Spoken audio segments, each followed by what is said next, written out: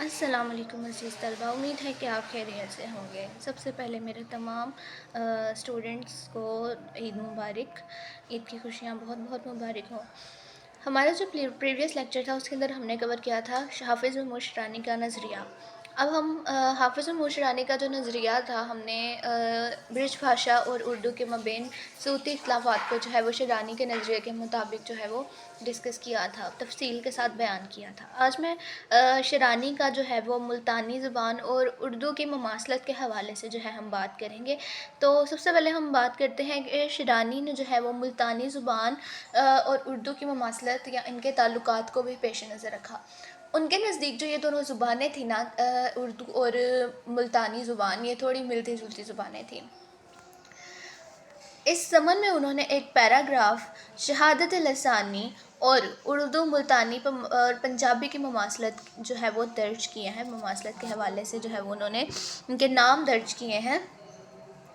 ان کے نزدیک نہ صرف اور صرف صرف و نحو کے اعتبار سے بلکہ اسماء افعال اور قوانین کے اعتبار سے بھی یہ زبانیں جو ہیں وہ ایک دوسرے کے قریب تر ہیں۔ دو کے اسماء افعال الف پر ختم ہوتے ہیں، دونوں میں جمع تذکیر و تانیت، یہاں تک کہ قواعد کے بھی طور طریقے جو ہیں وہ متحد ہیں، یعنی ایک جیسے ہیں۔ مطلب شیرانی نے کہا کہ ملتانی زبان اور اردو جو ہے بہت ملتی جلتی ہیں، جس میں پنجابی بھی ان سے ملتی ہے لسانی اعتبار سے اور لسانی اعتبار سے، اور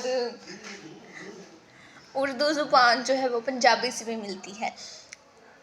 ان کے نزدیک جو ہے وہ نہ صرف اور صرف صرف و نحو کے اعتبار سے بلکہ قواعد کے اعتبار سے بھی جو ہے وہ قوانین کے اعتبار سے بھی یہ زبانیں ایک دوسرے کے جو ہیں وہ قریب تر ہیں، جو مطلب ان کے اسماء و افعال جو ہے وہ الف پر ختم ہوتے ہیں۔ جیسے ہم نے پیچھے انہوں نے کہا تھا نا کہ جو ہے وہ برج بھاشا کا بھی انہوں نے اختلاف جو ہے وہ واضح کیا، اور انہوں نے کہا تھا کہ برج بھاشا کو ایک ان کی اولاد کا روپ تصور کیا، اردو کو برج بھاشا کا۔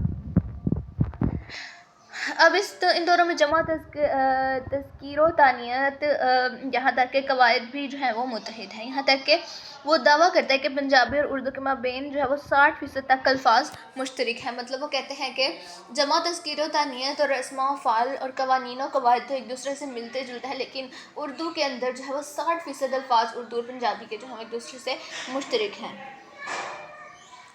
آپ نے لکھا ہے کہ 8ویں اور 9ویں صدی ہجری کی کتاب، مطلب 8ویں اور 9ویں صدی ہجری کی جو ہے وہ کتاب و لغات شہادت سے معلوم ہوتا ہے۔ 8ویں اور 9ویں صدی ہجری میں جو ہے وہ ان کی جو ہے وہ ہجری کی کتاب و لغات کی شہادت سے معلوم کرتے ہیں کہ اہل ہندوستان جو ہے وہ لاکھ کو لک، پاگ کو پگ، کھانڈ کو کھنڈ، بھانڈ کو بھنڈ اور ماٹ کو مٹھ، آم کو امب، مونگ کو منگ، گاڑی کو گڈی، گڑیا کو گڈی، تالاب کو تل، بڑی جھیل کو ڈھنڈ اور چکندر کو گونگلو یا گانگلو کہتے ہیں۔ مطلب وہ کہتے ہیں کہ انہوں نے کتب لغات کی شہادت سے معلوم کیا 9ویں صدی اور 9ویں اور 8ویں صدی ہجری کی جو ایک کتاب ہے کہ اہل ہندوستان کے لوگ جو ہے وہ کس طرح سے اردو اور پنجابی کو جو ہے اردو اور پنجابی کے درمیان انہوں نے مشترک الفاظ کو جو ہے وہ واضح کیا ہے۔ اب یہاں پر بات کریں اہل پنجاب انہی الفاظ کو آج بھی، مطلب اہل پنجاب جو ہے وہ ان الفاظ کو ابھی بھی ہم دیکھیں تو ہمارے معاشرے میں اس طرح کے الفاظ جو ہے وہ پرانی خواتین، پرانے مرد، مطلب جیسے بزرگ ہمارے جو ہیں وہ اس طرح کے الفاظ جو ہیں وہ بولا کرتے تھے۔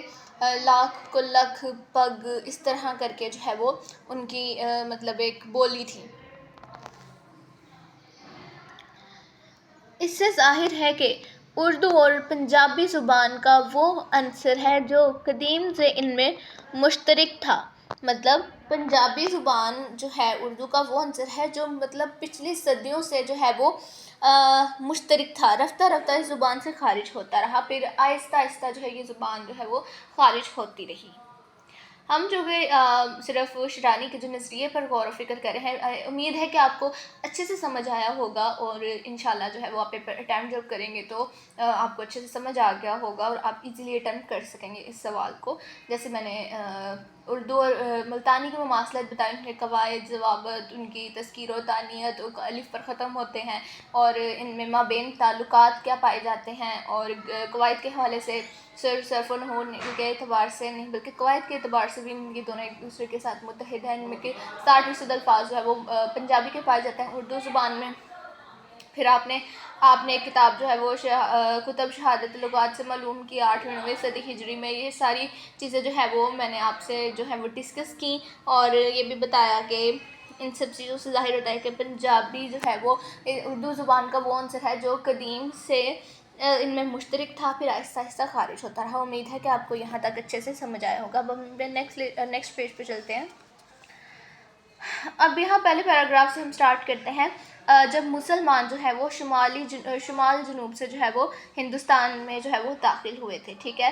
اب جب مسلمان شمال جنوب کی سندھ سے جو ہے وہ ہندوستان میں داخل ہوئے، اور پھر آہستہ آہستہ وہ سندھ، ملتان اور پھر وہ پورے ہندوستان پر جو ہے وہ اپنا تسلط قائم یعنی اپنا قبضہ قائم کرنے میں جو ہے وہ کامیاب ہوئے۔ اب خاص بات یہ تھی کہ دلی پر ہونے والے حملوں میں بھی پنجاب کی سرزمین کا جو ہے وہ خاص مقام رہا ہے۔ ایسے مسلمانوں کا اپنے ساتھ عربی اور فارسی کو پہلے سندھ اب ایسے میں جو اس صورتحال میں مسلمانوں کا عربی اور فارسی کو پہلے سندھ اور پھر پنجاب میں پہلے سندھ اور پھر سرزمین پنجاب تک منتقل کرنا اس بات کی نشاندہی کرتا ہے۔ اب جب انہوں نے یہ زبانیں منتقل کی، وہ کس بات کی نشاندہی کر رہے ہیں؟ وہ اس بات کی نشاندہی کرتا ہے کہ پنجاب میں جہاں پہلے ہی اردو زبان پنپ رہی تھی، مطلب پہلے ہی وہ ایک اپنا وجود قائم کر رہی تھی، تو غیر ملکی زبانوں کی آمد پر ان سے بھی گھلنے ملنے لگی۔ جب غیر ملکی زبانیں سے فارسی، عربی زبانیں، ایران سے کچھ چلتی ہوئی زبانیں آئی، تو یہ جب وہاں پنجاب میں اس صورتحال میں ان حالات میں اردو پنپ رہی تھی، تو غیر ملکی زبانوں کے ملنے جلنے سے جو ہے وہ اس نے ایک نیا روپ دھارا اردو زبان نے۔ اب اس نے جب نیا روپ دھارا تو اس کے اندر پنجابی کے بھی رنگ تھے، عربی کے اور فارسی کے بھی۔ اسی سبب شیرانی کے نظریے میں پنجاب میں بیرونی سیاست کا اثرات کا حصہ ہے، مطلب شیرانی کے نظریے کے مطابق جو ہے، شیرانی کا جو نظریہ تھا اس کے مطابق جو ہے وہ پنجاب میں بیرونی سیاست کے اثرات کا حصہ، پنجاب میں جو ہے وہ بیرونی سیاست کے اثرات کا حصہ ہے، جس نے آگے چل کر مطلب نہ صرف سیاست بلکہ تہذیب و ثقافت کو بھی متاثر کیا، ٹھیک ہے۔ اس کے اثرات صرف سیاست کا حصہ نہیں بلکہ آگے چل کر اس نے زبان، ثقافت اور تہذیب کو بھی متاثر کیا۔ شیرانی کے نظریے کے مطابق، شیرانی کے بقول 4 صدی ہجری میں ملتان پر فارسی کا غلبہ رہا۔ وہ اس حوالے سے لکھتے ہیں، وہ کہتا ہے کہ ملتان میں جو اس دور میں جو ہے وہ چونکہ برصغیر پاک و ہند ایک ہی تھا، تو وہاں پر ہندو بھی رہتے ہیں، تو وہاں پر فارسی کا غلبہ تھا۔ تو اس حوالے سے وہ لکھتے ہیں کہ حتیٰ کہ 4 صدی ہجری کے عرب سیاح لکھتے ہیں کہ ملتان و منصورہ میں فارسی بولی جاتی۔ اب 4 صدی ہجری میں انہوں نے کہا، تو 4 صدی ہجری میں عرب سیاح لکھتے ہیں کہ ملتان و منصورہ میں فارسی بولی جاتی تھی۔ یہ سیاح یہاں کے بعض شہروں اور دیہاتوں کے نام، اب یہ جو سیاح ہیں، سیاح ہوتے ہیں جو سیر کرنے آئے ہوں، سیر و سیاحت کرنے آئے ہوں اور وہاں پر سیر وغیرہ کر کے چلے جائیں، وہ مکمل طور پر وہاں کے رہائشی نہیں ہوتے۔ یہ سیاح یہاں کے بعض شہروں اور دیہاتوں کے نام فارسی طرز میں لکھتے ہیں۔ اب فارسی طرز میں ان کا لکھنے کا کیا مراد ہے کہ اس دور میں جو ملتان میں فارسی یقیناً بولی جاتی تھی، اس وجہ سے انہوں نے یہ سراغ لگایا کہ اگر یہ دیہاتوں اور شہروں کے نام یہ سیاح فارسی طرز میں لکھتے ہیں تو اس کا یہی مطلب ہے کہ اس دور میں ملتان میں جو ہے وہ فارسی بولی جاتی تھی، جس سے ظاہر ہوتا ہے کہ ایرانی تمدن کے اثرات ان اطراف میں بہت وسعت اختیار کر چکے ہیں، یعنی یہ ایران کی زبان ہے فارسی، تو وہ انہوں نے یہاں سے ظاہر ہوا کہ ایرانی تمدن کے جو اثرات ہیں وہ اس علاقے میں، اس خطے میں بہت وسعت اختیار کر چکے ہیں۔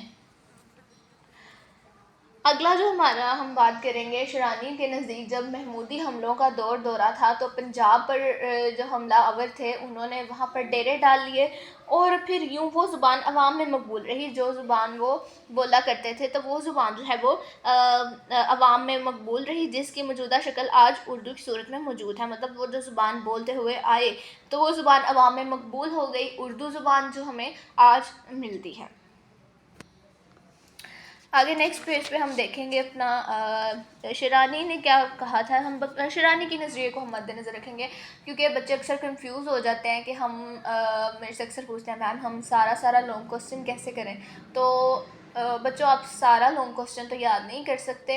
اردو میں جو ہے وہ سب سے زیادہ ہمیں اپنی رائٹنگ پہ فوکس کرنا ہوتا ہے, سب سے زیادہ ہمیں اپنے الفاظ پہ فوکس کرنا ہوتا ہے.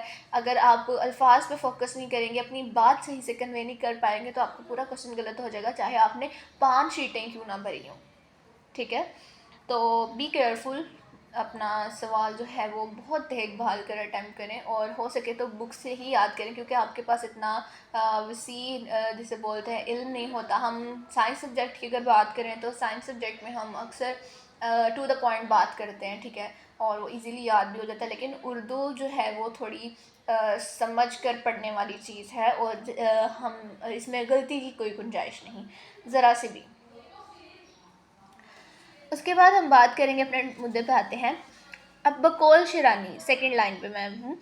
اب شیرانی کے بقول کیا کہتے ہیں, جب محمد تغلق نے دلی کی اینٹ سے اینٹ بجا دینے کے بعد دولت آباد کی بنیاد ڈالی, تو ان نو آباد کاریوں میں پننے والی زبان بھی اردو ہی تھی. مطلب جب محمد تغلق نے دلی کی اینٹ سے اینٹ بجائی, ان کے درمیان جنگ ہوئی, تو اس کے بعد انہوں نے دولت آباد کی بنیاد ڈالی. جب انہوں نے دولت آباد کی بنیاد ڈالی, تو ان نو آباد کاریوں میں پننے والی جو زبان تھی وہ اردو تھی. 10ویں صدی ہجری تک گجرات اور دکن کے علاقوں میں اس زبان کا ادب تخلیق ہونے لگا. جب 10ویں صدی ہجری آئی تو گجرات اور اس کے علاقوں میں جو ہے وہ اردو زبان کا جو ہے وہ ادب تخلیق ہونے لگا. گجرات کے لوگ پہلے اس زبان کو دہلوی کہا کرتے تھے, جو آہستہ آہستہ اس خطے میں زبان جو ہے وہ پھیلتی گئی, اس کے اپنائیت کے احساس نے جو ہے وہ اس کو دہلوی سے گجراتی کر دیا. یہاں تک آپ کو سمجھ آ گئی ہوگی کہ ہم نے نیکسٹ پیراگراف میں کس چیز کو جو ہے وہ واضح کرنا ہے. ٹھیک ہے, بچے اکثر اردو میں بہت زیادہ مسٹیکس کرتے ہیں, تو اردو کے لیے آپ کو بہت, اگر آپ لٹریچر کے اسٹوڈنٹ ہیں, اردو لٹریچر اسپیشلی, تو آپ کو بہت زیادہ تلفظ کا خیال کرنا پڑے گا. اس میں کوئی بھی غلطی کی گنجائش نہیں ہوتی کسی بھی بچے کے لیے. اس کے بعد ہے, مطلب میں نے یہاں پر واضح طور پہ بتایا کہ محمد تغلق نے جب بقول شیرانی, ہم شیرانی کے نظریے کو پڑھیں نا, تو محمد تغلق نے جب دلی کی اینٹ سے اینٹ بجائی, تو انہوں نے کس کی بنیاد رکھی, دولت آباد کی بنیاد رکھی, اور ان آباد کاریوں میں پننے والی جو زبان تھی وہ اردو تھی. ٹھیک ہے, اور اس کے بعد جو ہے گجرات کے لوگ جو ہے وہ پہلے اس کو کیا کہتے تھے, اس کو دہلوی کہا کرتے تھے. ٹھیک ہے, اس کو دہلوی کے نام سے یاد کرتے تھے. ٹھیک ہے, اب اس کا جو ہے وہ 10ویں صدی ہجری میں گجرات اور دکن میں ادب بھی تخلیق ہوا. ظاہر سی بات ہے, ہماری اردو ایک مکمل زبان ہے, تو اس کا ادب بھی تخلیق ہوا, اس کا ایک مکمل لٹریچر تخلیق ہوا.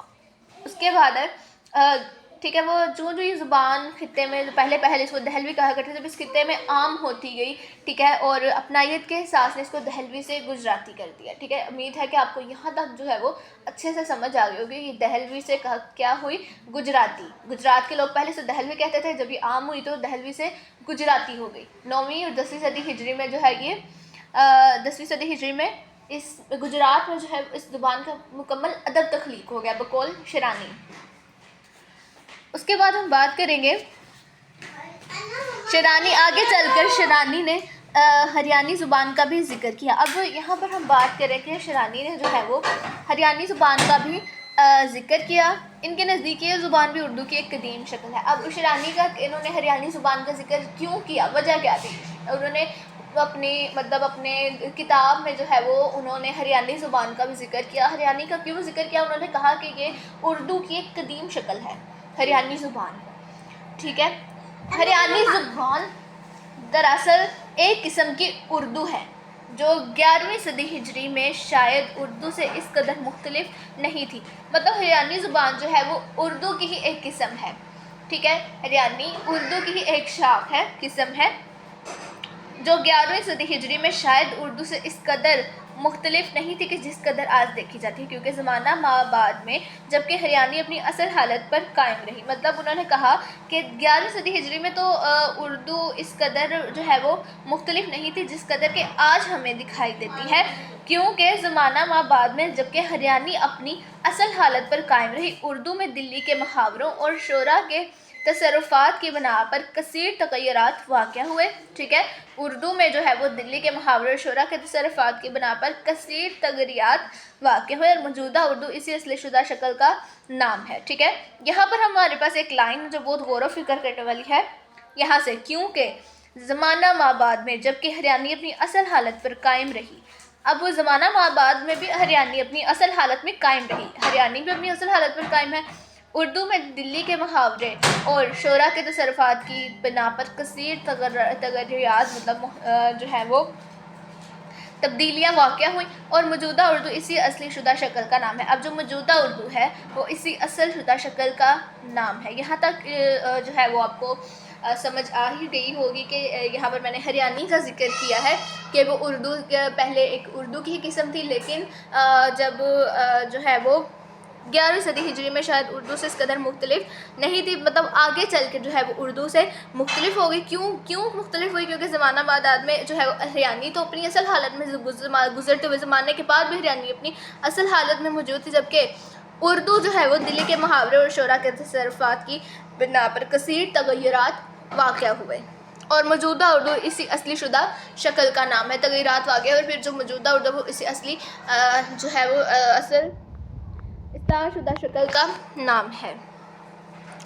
اب یہاں پر ہم شیرانی کا نظریہ جو ہے وہ ایک اس صورت رسم الخط کے اعتبار سے دیکھیں گے کہ اس کا رسم الخط جو ہے وہ کیا کہتا ہے۔ آگے ہم تقریباً 2 ٹاپکس جو ہے وہ ڈسکس کریں گے، اور نیکسٹ 4 پیجز رہ جائیں گے، وہ ہم اپنے نیکسٹ سیکشن میں جو ہے انشاءاللہ کور کریں گے۔ اب شیرانی نے اردو کی ابتدا رسم الخط پر روشنی ڈالی۔ اب ابتدائی رسم الخط پر اسے اب کوئی بھی زبان ہے اس کا جب ادب تخلیق ہوتا ہے تو اس کا ایک اپنا رسم الخط ہوتا ہے۔